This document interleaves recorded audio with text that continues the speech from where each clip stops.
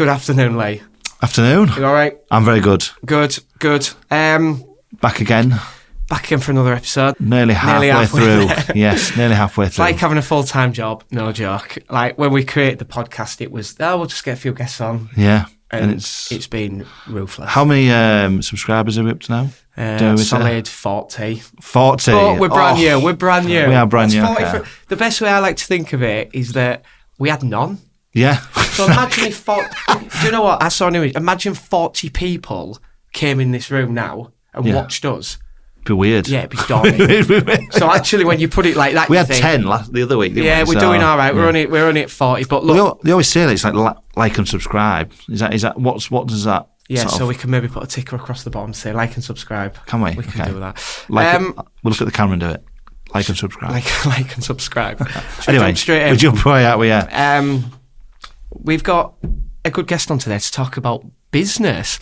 I'm going to come in from a very uneducated angle because the only way we know. That's the only way we know. We don't actually talk like we know what we're talking about, and that's the best way. We ask very basic questions. Less structure, the better we have. Absolutely. But yeah, we've got Will on, who's going to talk to us about business. Will, over to you. Yeah, thank you very much for having me. My name is Will. I teach business and economics at South Hunsley School and Sixth Form, so just outside of Hull. We're quite a large school, so just under 2,200 young people that obviously start year 7 all the way up to year 13.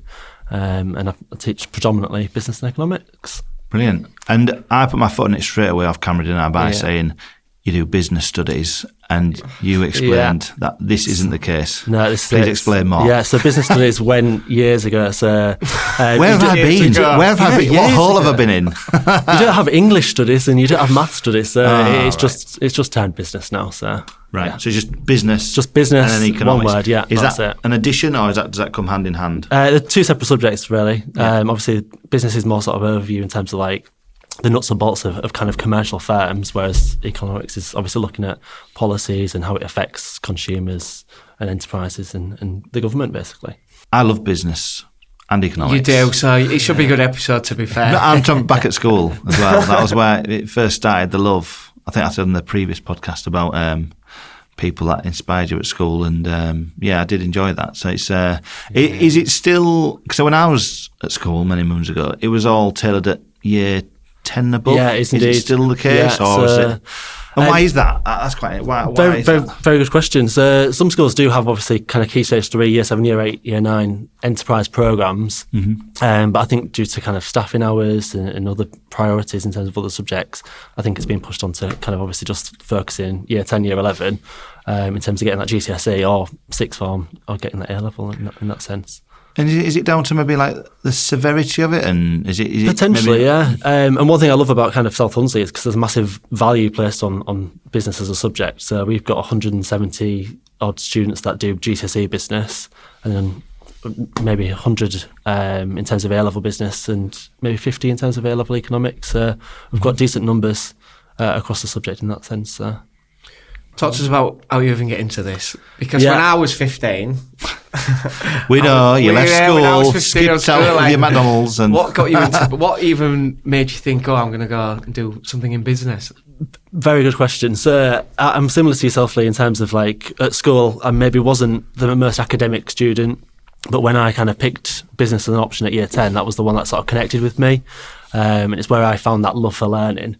I never really thought that I'd become a teacher, so I sort of kind of just followed the route. So I did business at GCSE, then went on to do a BTEC in business at that time, then went and did my degree in business entrepreneurship, and kind of subconsciously just kind of got into the career of just following my summer job, and then worked in restaurants and ran a pub and little bits and pieces like that, really.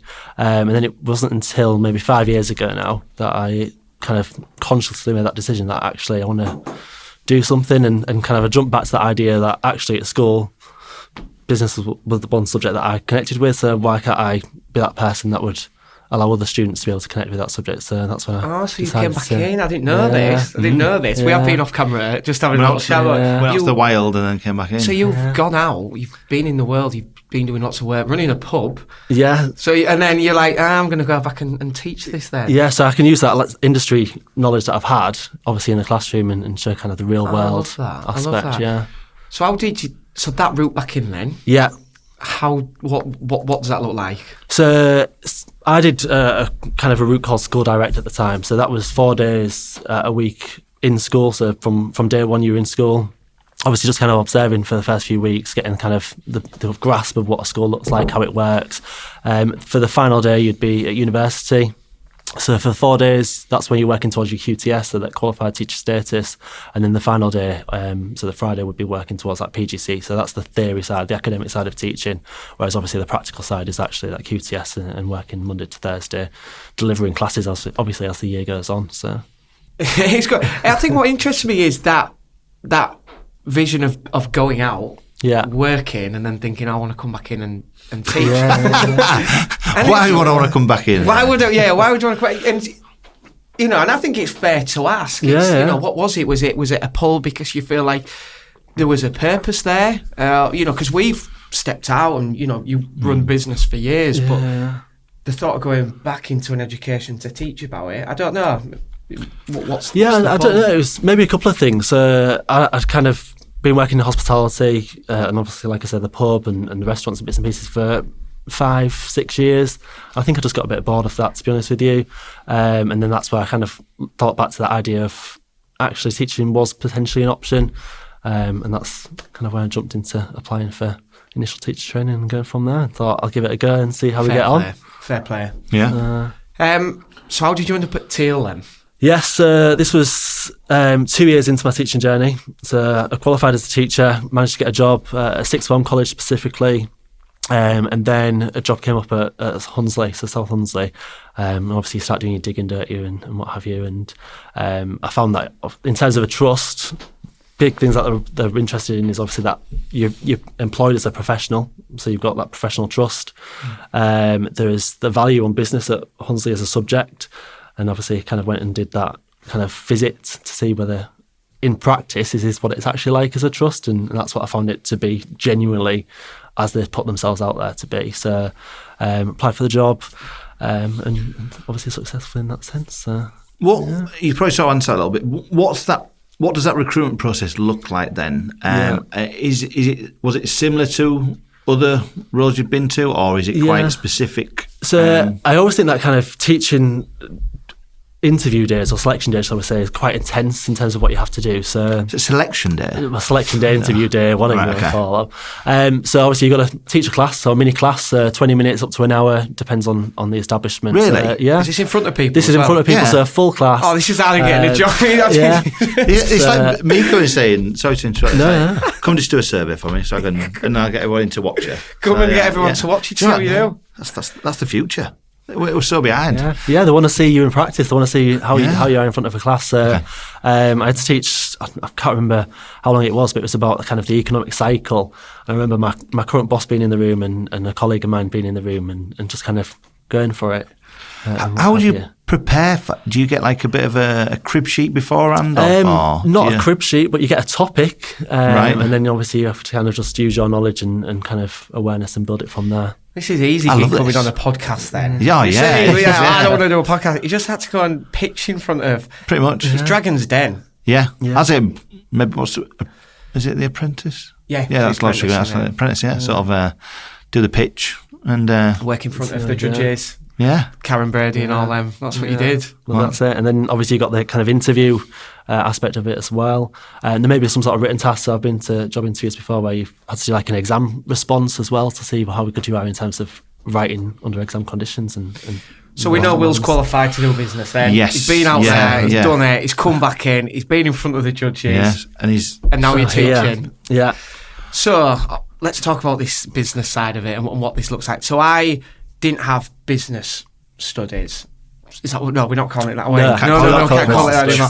We didn't have business when I was at school. It was literally history, science, and geography. Just the 3 GCSEs. Really bad.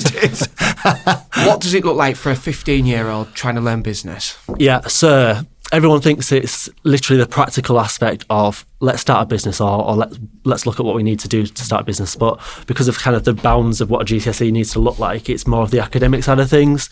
So we're looking at the theory aspects of business. So obviously, a massive range of different content topics come up, from business ownership.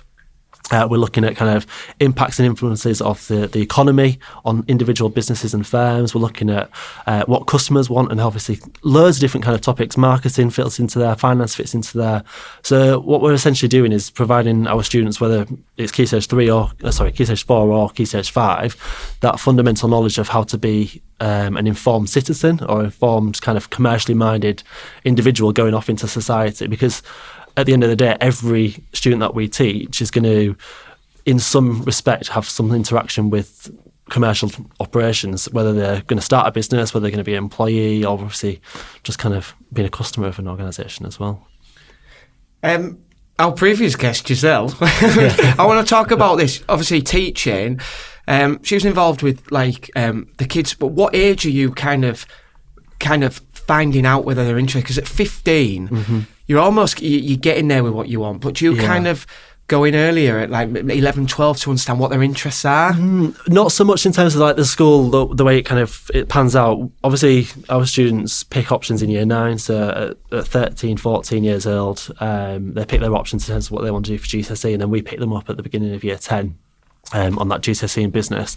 We have in the past had like enterprise days where obviously we've got a bit of skill building activities and different things like that, where we kind of throw scenarios and situations at students, and then that's mad. I was like, why did I pick business in year 10 when I was in year 9? I'd never done it before. I don't know. It's like I can't remember, and it's so it's like them sort of like enterprise taster sessions and days where. We have a lot of kind of, because of the area you're in as well, obviously I think there's kind of a value placed on business as a subject, because we've got a number of parents that obviously run their own businesses, are quite successful in that. We've had quite a number of siblings go through business courses at South Hunsley, so then that passes down. Or maybe it's kind of that novelty factor in terms of it's something new. Let's kind of choose this and see how that goes. So this is probably quite a lot of common knowledge for our listeners, I'd say, if they're in the sector. But it is really interesting because, like you say, I can't remember these bits and pieces, so I'm hoping it's... So when you're picking your subjects, you can pick business? This is what's blowing my mind. It sounds absolutely ridiculous. But, of course you can. So, but business was never there for me, was it? And the thing is, it wasn't available. Is that just because of the curriculum at your time at school? Yeah, probably my school was really bad. No, but we didn't have that as available. We had literally the basics: geography, English, maths, science. And I picked geography as like a 4th subject, so I was like, nothing else to pick. But business was not there. You went to a posher school, please. No, but it's interesting because you do see, especially in post-16, falling numbers affect the curriculum and what you can offer. Do you find that's been impacting the trust and the schools that you've worked in? Great question. But I think for business, what we've seen is that for business and economics, there is that students, whether they've done it at GCSE or not, they've got that good reputation, or that they've had that good reputation in terms of what it is. And a lot of students think that actually, because business is such an open subject, it fits into any direction I'm going to take it in, or any direction I want to go in.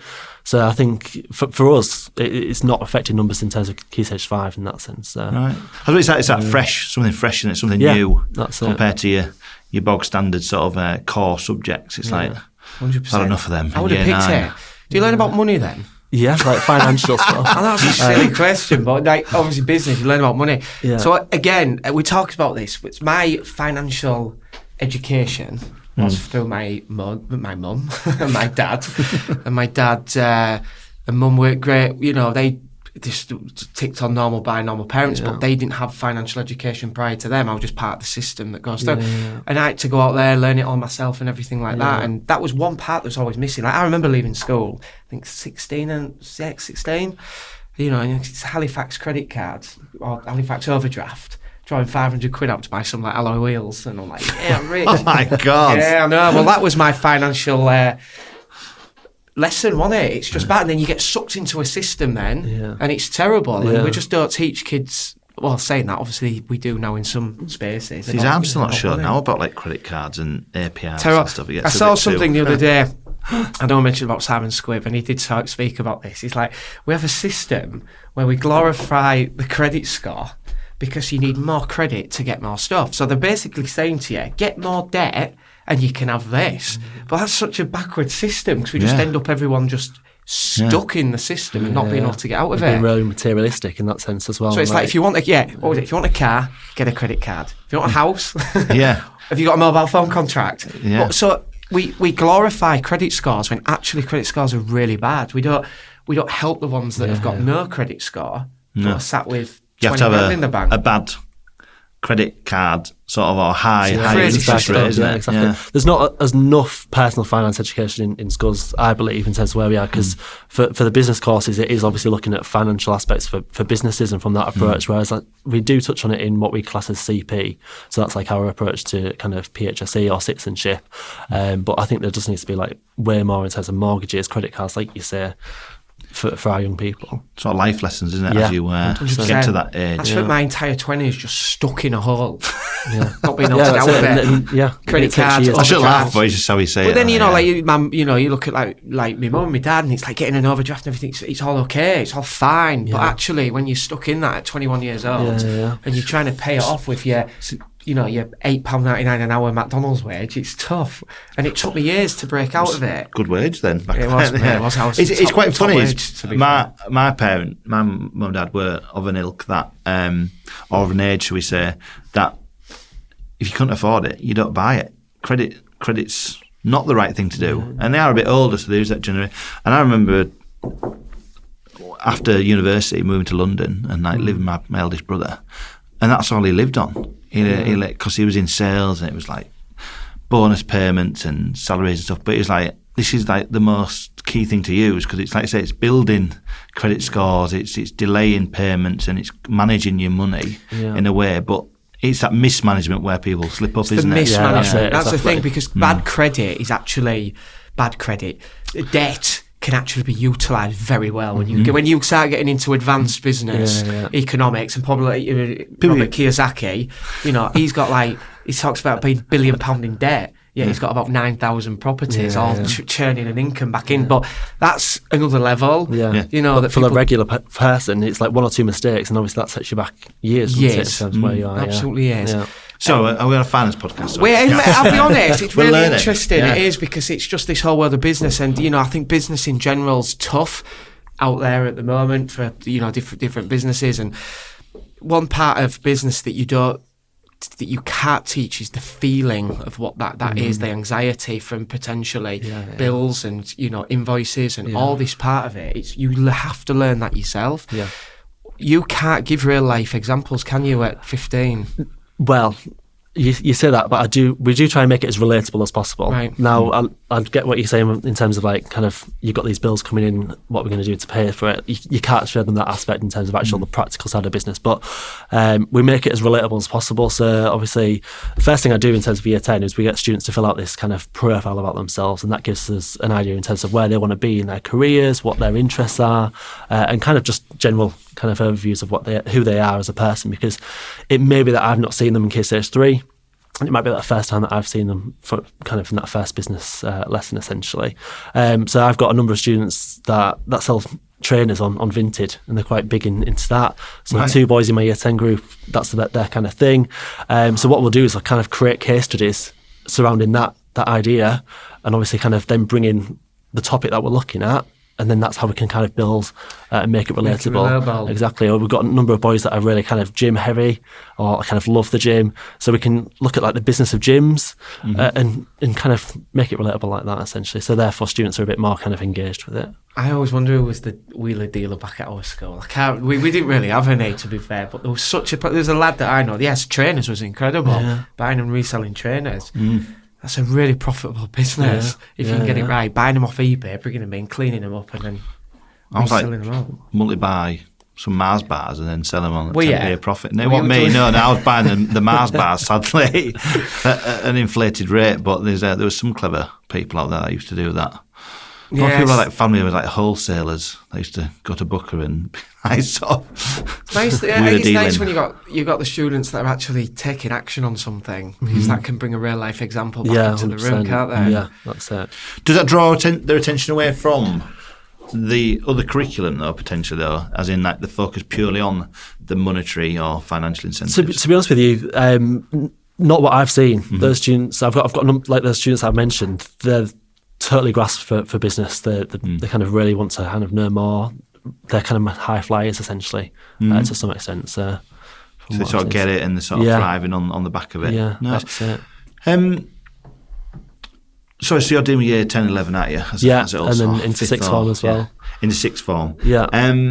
Is that a more difficult introduction, meeting them in the latter part of the school years? Potentially, yeah. You could potentially say that, because obviously we've not built that relationship as much through year 7, year 7, that's it. I have a year 9 form, so obviously I've had them for a number of years. And within that, obviously, you're part of a year group. So the students that are going to join us next year in terms of year 10, exactly. So we've been on trips and things as year groups before. So in terms of that, I've built that relationship there. Do you find that they say to you like, "Oh, what do you teach, sir?" Yeah, like when they don't know who you are. Yeah. Do they? Yeah. Who are you? Who are you? Yeah. Who are you? And I think is that sort of inquisitive nature? Quite common, is it, of understanding they want to understand, or is it 100%. And I think because we're such a big school as well, not every member of staff knows every single student, because obviously everyone's on their own path in terms of the school and their timetables, but students do want to kind of build those relationships with staff and with each other as well, so it is quite a positive approach in that sense. Very good. It's been interesting stuff. I'm enjoying this. But talk to us about the day in the life then. Yeah. Obviously, the business side of it is like really important stuff, but obviously you then got the job. Yeah. So, so what's that look like? Yeah. So for me, I'm a bit of a geek, so I get in early in the morning. So I'm generally there for 7:30 and kind of set up for the day. So we'll generally have a staff briefing 8:30 for 10 minutes. We'll get kind of the key messages, what we need to know for the day or for the next couple of days, essentially. Then it's into form time. So that group that I've had since year 7, kind of check-ins with them, kind of check uniform, equipment, any key notices that I have to pass on to them, and we'll kind of work as a team essentially and see what we need to do as a group. Then it gets straight into a 5-period day essentially as a full-time teacher. Generally my day is a 5-period day. So period 1, it could be anything from year 10 business and then into period 2, which might be year 13 business. And as you can imagine, there's 2 different demands there in terms of what we're expecting of the students and what we're expecting from me as well as an educator. And then it just kind of flows. So once you've started period 1, you're straight into kind of hitting period 5 and you don't know where the day's gone essentially. And then kind of setting up and looking at, or reflecting, shall we say, on your day and how you're going to move forward from there. What time do you leave? 4, half 4. What time are you on till? Half time. We do some governor meetings. Yeah. They start at 6 p.m. 6 p.m. Yeah, that's the end of the working day, is it? The standard 9 till half 5. 6 o'clock. I'm thinking this is late. You know, we don't get out till 8. I'm looking at the team, and I'm like, these have been here. Since day dot. This morning. Yeah. The 12-hour days, and then the governor meeting is not that nice. It's quite intense. We're talking about different directions and stuff. So big decision making.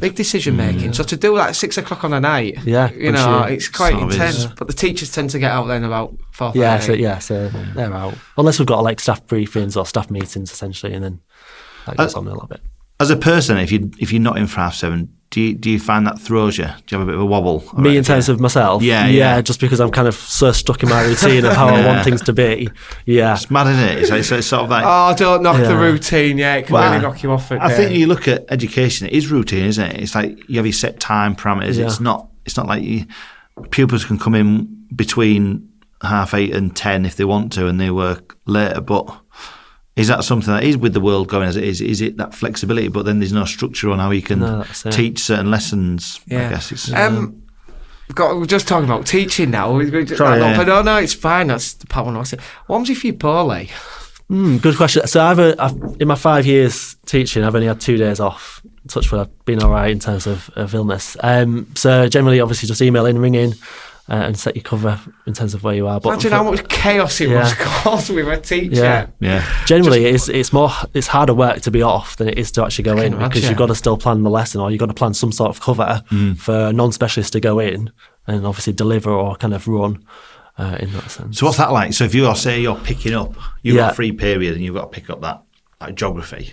Yeah. Would you do that, or is that generally that's not? It doesn't happen as much as that because of kind of protected hours and the staff that we do have are kind of full timetables in terms of where they are. So generally we might have what we call a cover supervisor. So they're employed in house and their job is essentially just to literally cover. Or if we've got too much cover required, then obviously we'll have to get external in. But there's cover supervisors that are successful, kind of just jumping from subject to subject. That's imagine that skill, yeah.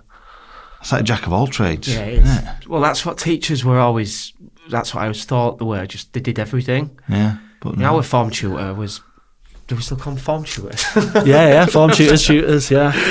I'm sure. I was thinking how long I was at school the other day. It's like I'm 38 now.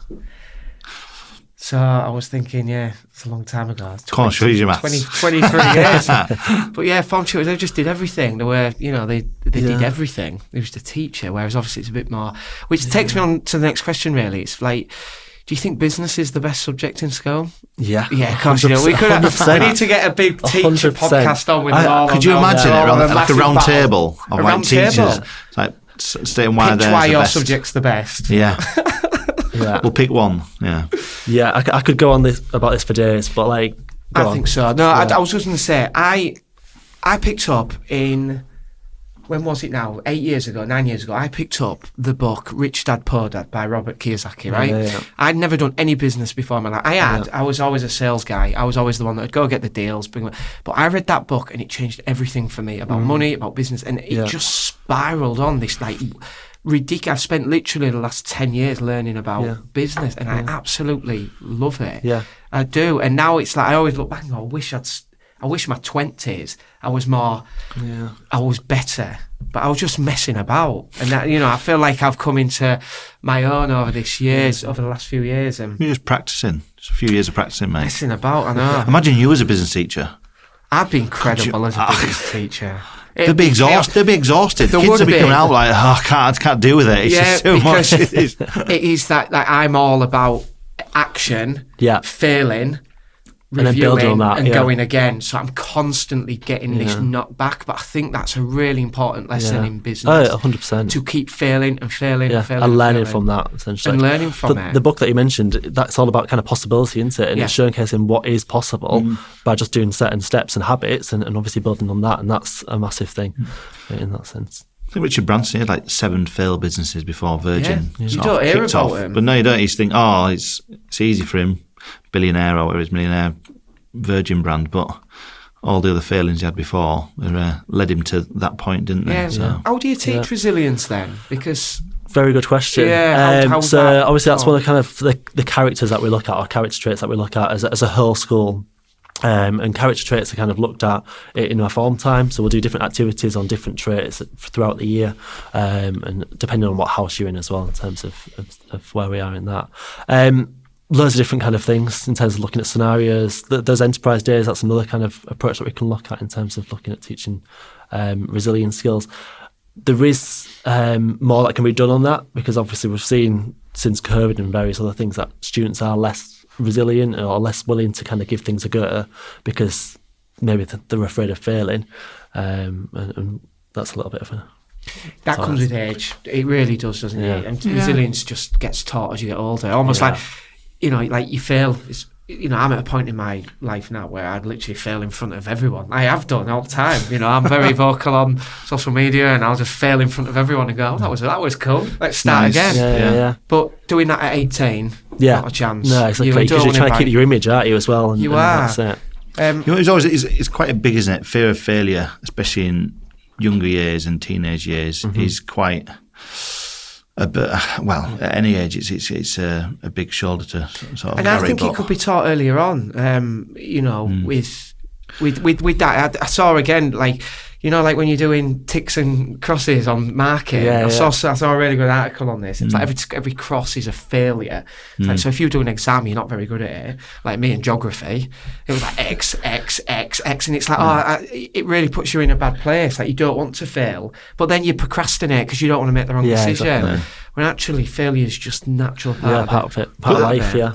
But then is that the fear? There's a fear of mediocrity being sort of like drafted into like that's acceptable. Yeah, I do. It's a very hard sort of balancing act of saying, well, it doesn't matter. He failed, but he'll be right. That's me. Giving trophies for the entire squad. Well, that's it. Yeah. You look at like the America view on everything. Like, got to be the best of the best of the best, and all this sort of thing. But the reason I say there's I think it's not a very easy yes or no answer. There's a sliding scale there to sort of a failure. You kind of a blip, and you kind of as long as the trajectory is still positive for that person. But like I say, if it's just generally it's okay, and you stall at levels, then how would you sort of give them that resilience to say it's not okay? You need to change something, or why is this happening? I suppose, and I think that's what you're sort of alluding to. There's work to be done still on that, but how that's done, it's in workshops and things like that to make it. It's okay, but let's work on that to make it better. Yeah, absolutely. No, sorry to put a very dig down a tone. No, it's true. It's sort of like, the thing is, it's interesting because you do have people around you, but you almost. I guess I'm at an age where I don't care as much. I'm happy to fail, but it's taken a long time to get to that point. And you almost build that credibility that I guess you use the Richard Branson. How many people have he failed with and gone? Well, actually, we're going to keep going because this guy's got ridiculous amounts of forward thinking, and that's what you lean into. But you're right. At 15, if you get 50 X's, there's clearly a bigger problem. That's what my geography exam looked like. But anyway, teaching business, I'll just bring it back. What types of businesses are we teaching? So obviously, like retail is pretty much not in a great place at the moment. Yeah. So are we training? We can't just be training shopkeepers anymore. No, nothing. Are we training high level, online businesses and everything like literally this? Literally across the board in terms of sectors that we look at. So it literally could be from owning a gym, or it could be owning a store, like you say, but it could be equally some sort of service provider. It's honestly so kind of broad in terms of the context that we look at, because in terms of the course that we do, in terms of the academic GCSE, any form of business could be used in the case studies that are in there. So we need to obviously have students that are wired up enough to be able to kind of pull out the information that they need from a case study and be able to write contextually towards that. What's your view on the sort of the modern world of? I'll bring you into this one. Sort of trying to teach and coach through the world of influencers and sort of. Making career opportunities that way. Is that something that's built into curriculum, or is that something that's... It's not built in, but we have seen from those profiles that I was mentioning earlier on, a number of students want to go down that. I want to be a YouTuber, I want to be a gamer, I want to be a That's star. what everyone wants to be, really, isn't it? Like exactly. From 11 years, but younger, even like my son at 7 sort of thinks, I want to be a YouTuber, Dad. It's like... Is it? There's long gone are the days I want to be a stockbroker, or I want to be a surgeon. People watch Wolf of Wall Street and I don't know if that's for me. I think they will be, exactly, yeah. No. There's no soft version, is there really, of Wolf of Wall Street, I guess, sort of thing, so... No, but it's good. I think that's a great question. It is, because I looked into like that world, like social medias, and it's a ridiculous business model, and it's all funded through partnerships, sponsorships, and there is a business model in there. I was looking at Ryan's World. Yes. Right. Okay. And sadly, I do know too well. I'm glad you said Ryan's World. And Mr. Beast. Obviously, we know these guys. They have got incredible models, and it's the whole thing about YouTube being like geeky, and it isn't. It's basically the best way I can describe it, or what I've seen of it. Back in the day, before we had the internet and we had YouTube and everything, we had TV channels. So you'd have like BBC Sport and ITV scrapping over the deal for like the FA Cup final. All that's happened now is people have got their own TV channels. So all that's happening is sponsors, instead of paying ITV to watch £1 million drop, or whatever channel that's on now. They're paying Mr. Beast to go on his channel instead. So they're churning millions because they're not, the content's a bit irrelevant. It's the eyes on. Yeah. So he's 100 million views per video. So imagine 100 million views. He's getting more than ITV were in a week watching, Coronation Street and all of this. And that's took forever to realise that actually the model of creating its eyes, but all they're doing is creating a platform where there's lots of eyes. People want to put their brand in front of it. But it's back in the day when someone said, I want to be a YouTuber, I go, don't be stupid. But now I get it, because actually with the right business head behind you, it's very, very... as soon as you've got your name out there, you can push it in so many different directions, can't you, and build it from there. And do you have people come... Sorry, Lee, I'm on that now. No, I was touching it. Do you have people coming in to talk about like this side of stuff, like not social media? maybe not so much kind of social media, but in terms of career options, we have people from a massive range of different industries. We have in-house career advisor as well, so all students get an opportunity to have one-to-ones with them. Obviously around this kind of options process, and then obviously when you get to year 11, looking at post 16 options as well, looking at obviously directing you informally in terms of where you want to be. So. Imagine Teal throwing out 9 YouTubers from this podcast. If you want to be a YouTuber, go to it. It's funny, I listened to the Mr. Beast Diary CEO brilliant episode. Yeah, did you watch it? Yeah, I did actually. Listen to it, and it's like I say, everyone said, it's down to hard work, and but he was down to more obsession. Yeah, his obsession with everything, and that obsessive nature of like just wanting to be that one thing, and like he's sort of constant battle with his mum, because we don't talk about his dad, regarding he just wants to make videos and stuff, and then finally once he got to a level, that's where she sort of just calmed down and said, look, I trust you, I believe in you, and things like that, and that must have been a tough battle to stand by his guns. Yeah.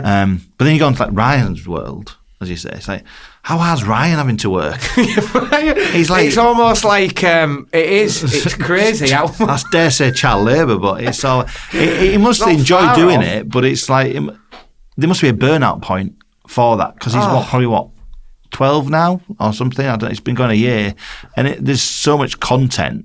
It's something new every week, and he's getting brand new toys every week and that. But come on, Ryan, come and do some filming. Constantly, It's like, I just want to sit and chill. I want to go play football, or I want to do something. It's a very mild. It's a hard balancing act, isn't it? Of you must enjoy doing it to an extent, but how would you sort of capture that to sort of explain the pitfalls? We're digressing massively here, but we've gone on to Ryan's world and everything else, but I think it's just really linked to what you do. Like I think your job will get more challenging the more sectors that are coming. Back in the day, you had to just do business studies for creating a shop.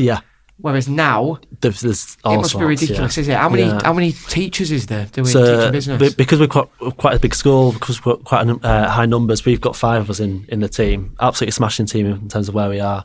So in terms of where we are, we've got a massive team compared to what generally normal schools will have. So normally schools maybe have 1 or 2 teachers of business. We've got a team of 5 who are absolutely smashing. Who a number of them have been there for 20 odd years. In kind of teaching that business and commercial subjects aspect, and then a number of us are new arrivals. But it's a good team. But that's the thing. It's changing all the time, isn't it? And the way that's it. How do they? So they've been working for 20 years. So how are they staying relevant in? That's a great question. That's great. Yeah. Oh, you don't need to call anybody out. How are they still relevant? Is it curriculum led, or is it just personal? I think it's a bit of both, to be honest with you, in terms of like kind of making sure that obviously you. Not down with the kids, but you're aware of what is interesting to them, what they see in terms of businesses and what their experience of commercial is, but also obviously the developments that we've had in terms of curriculum as well. So I think it is a 2-pronged approach in that sense. Has to be. It's a good question. It is. You have leaders from like the 80s that are still leading. It's like, that like AI can do your job now. It's like, no, it can't. No, it can't. And it is. Things are changing. You've got all that to contend with next. Running AI models back into system. Literally, you can build a business with about 8 clicks. Yeah. I know you won't teach that, No. maybe not, but That's it. it's adapting all the time. Yeah. It's really nice to hear though that you are so put on with it, and I think it's just making me because I didn't have any of this, so I just think it's quite nice to see it. Do you have any links to colleges then? I know you talk about sixth form. Yeah, so we've obviously got our own in-house sixth form where we've got quite a number of students that do for business or economic subjects or birth, and obviously whatever other options they mentioned. But there are a number of obviously other local providers as well. We look at apprenticeships a lot more as well in terms of kind of that hands-on or more hands-on approach rather than kind of the academic A-level route. For a number of our students as well. Yeah. We were just saying we had York College on, didn't we? And they do some really amazing work with bringing real life into it. Yeah. When they go to college, Johnny mentioned this on his interview actually, about that we disconnect once they leave school. Yeah. We don't know how they're getting on for the next 10 years. You kind of, once they leave, they've gone. Yeah, you don't really hear. You don't hear unless from they them want to again. get in contact with you, then that's it. Exactly. I've had a number of students both from kind of once they've left year 13 and gone to degree or leave year 11, kind of message me about different things, and that's quite nice. But generally, you don't really have that connection ongoing from there. So the alumni sort of never gets pulled back together, does it, really? No, it doesn't. Sort of like, someone throws a Facebook party 20 years later. Yeah, I've been invited to a few of them. Class of 2001, 2002. I'm like, no, I don't know. give that one a miss. Too great. Just talk to us about you, the fulfillment you get from it. Going back to that just a little bit. You've obviously went out, done work, come back in. Mm-hmm. But do you ever get... You're going to have challenging times because you're a teacher, but do you love it? 100%. So, like you say, you do have challenging times. Like every day is different. You're making hundreds of decisions every single day, and sometimes those decisions are the best, and other times they're the best things for the students in front of you. You've got to deal with, to some extent, maybe challenging behaviour, not from everyone, but from the odd couple of students. There is that. Maybe sometimes you've put loads of effort into a lesson and maybe it doesn't go as planned, so you've obviously got to reflect on that and build off that challenge. But yeah, generally I do love being in front of the students and kind of delivering that knowledge and skill and of what we're looking at, and actually having those students grasp what we're talking about and actually have that confidence to kind of look at how we build from there. It's like when you're doing a presentation. You love business. You speak to kids and like, what are you talking about? And you're like, why is no one loving this? Like, I'm really trying here. So you must have to adapt to that. Yeah, 100%. You have to unpick everything. And obviously, if you're looking to 14, 15-year-olds and delivering it to them, you've got to change your approach in terms of how you would deliver it to maybe a 16, 17-year-old. And like I say, making it relatable, bringing in a different level of energy. So if you can make it a bit more enthusiastic, students likely to click onto that, and maybe a little bit of humour as well in there. So... I'll fire final thoughts because I've got one. I'll do final thoughts. You do final thoughts. I've got one more question. Have you got any students now that have got some really, really good business ideas that you're thinking, I might invest in this? So not specific without calling them out. Pitching. Yeah, I might be pitching. Not specific ideas, but I've got a number of students who have got amazing skill sets. I just want to grasp more from the subject. They want to know everything, and they're going to go on and just be absolute superstars in terms of where they are. So we need to bring them on here. Let them have the opportunity to come and pitch their idea. Yeah, well, we should do a Creative Dragon's Den. Yeah, shouldn't we? I've got no money to give you, but it's a great opportunity just to learn how to choose your ideas. Bring some investors here. No, mate, you can do final thoughts today. You think so? Yeah, we at that point yet? No, in fact, no. One more question, actually. I've got to ask this one. Yeah. What do you see the next 5 years being like, and what's your kind of ambition? In terms of where I want to see myself. Personally. So, I've been teaching now 5 years. It's always been adapting in that time, and obviously I have an impact in terms of the classroom practice that I can give my students.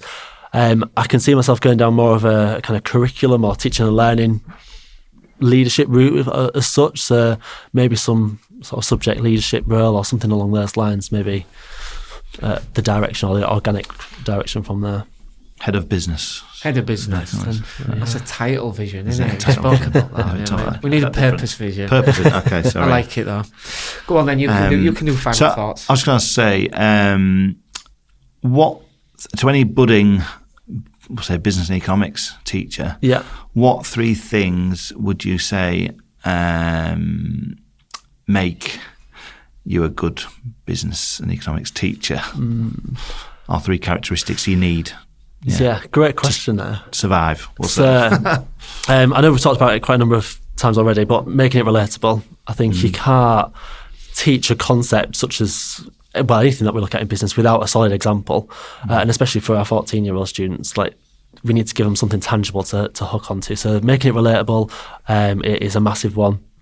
Number 2, having that kind of passion for the subject. Obviously, I've kind of been in industry. I've kind of had that awareness of how things work in real life, and I can bring that in. As long as you've got kind of that passion to be able to pass on, I think that works. And then number 3, just be essentially down to earth and kind of looking at kind of genuinely wanting to help students progress and kind of build their confidence with the world of commercial enterprise, essentially. I thought you said thick-skinned, but that's one. I think it's just to be a teacher. Everyone is. It's just very thick-skinned. We have one more question. I knew. Of course we do. Yeah. If you had to pick one person to come on the podcast, who would it be? Good question. Maybe a bit of a cop-out, because it's someone that I work with, but they are absolutely smashing it in terms of what they do. And that's Sarah Barley. We've got Sarah. Yeah, he's a cop-out. She's already coming on. But she is honestly smashing it in terms of what she does. So she obviously teaches business in the department, but she supports thousands of students across Teal with apprenticeships and kind of next steps and just showcasing what opportunities are out there in terms of next steps. We can. Well, that pedestal's been set, hasn't it? Now, yeah, absolutely. Will, thanks so much. No, thank you. Will, thank you for your time. Thank you very much for having me.